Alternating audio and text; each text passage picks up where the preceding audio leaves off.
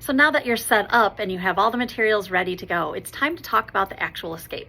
It's a perfect opportunity to talk with your class about what did Patrick do in the book. You might not be all the way through the book. You could do this after a couple chapters, or you could do it as a culminating activity when all the students have read it, or you've read it as a read aloud as well. I would start the premise of them brainstorming and remembering what are the types of mysteries that Patrick did? Where did he go for those mysteries, and how did he learn certain clues?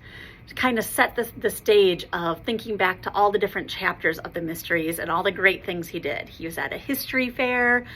He was playing ultimate frisbee with his team. He had some lemonade with Roger. He was at a hotel for one of them. So have them think about the locations that Patrick has traveled throughout book one, and that will really help them with this with this escape box. The second thing you want to do is talk about good strategies for investigation, and that you can find on the fourth slide. Take time to communicate. Whether you're doing a whole class or you're broken down into smaller groups, how do you communicate when you think you have an idea or you found an answer to something? It absolutely, what you don't want is students thinking they have an answer and then forgetting to tell their friends, and that's when the knowledge kind of gets disconnected. You want them communicating and sharing so that they can come up and really problem solve together. The second one is to look for details. The clues are written very specific to give you some tips on what to look for, what to think at, and where do we go back in the book maybe to get some ideas of where Patrick is.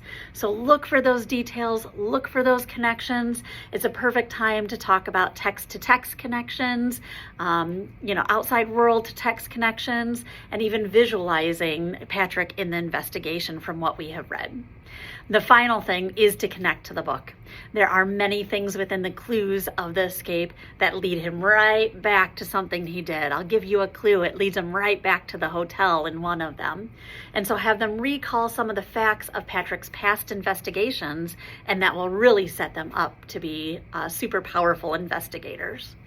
Once you have that background information shared, you want to tell them how they use the clues, and you want to have sets of clues 1 through 4 printed for the students, or 1 through 5 printed for the students. Clue 6 is the final clue inside the box.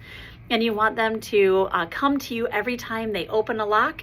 They bring that lock to you, turn it in, and you give them the next clue in number order. So the first one is the detective evidence clues, and it kind of tells them how to use the clues, read carefully. Once you've solved that clue, go to your lockbox, try it on all the different locks. It might work on one, it might not work on another, because they all should be set to something different. Make sure they know how to line up the code, whether it's on the side of the lock or the front of the lock. And as soon as they get a lock off of their box, again, they bring it to you as the facilitator of the escape for their next clue. Then go ahead, give them clue 1 and let them go. It will say in your educator tips if there's certain things you need to hang around the room. Like in clue 1, you do need to hang around his friend profiles somewhere in the room for them to find and hunt for them. You can make it easier for younger kids and have it right on the desk in front of them, or you can make it a little bit more of a challenge for older kids and tuck them away, on the side of a closet or one underneath your desk. Never send them to a place where there are any electrical issues or anything that they could touch that they shouldn't, or in a space that you don't want them to be in the classroom.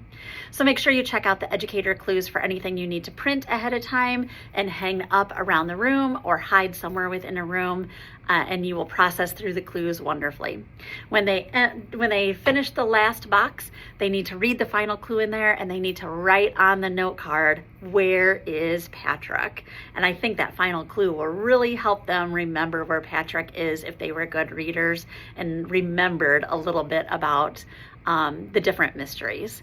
At the end, you can absolutely celebrate. It can be a timed competition if you have multiple boxes, or you can just time your class as a whole. Start a timer when you begin the escape and see how quickly as a class they get through it all, and maybe even compete with other classes in the school.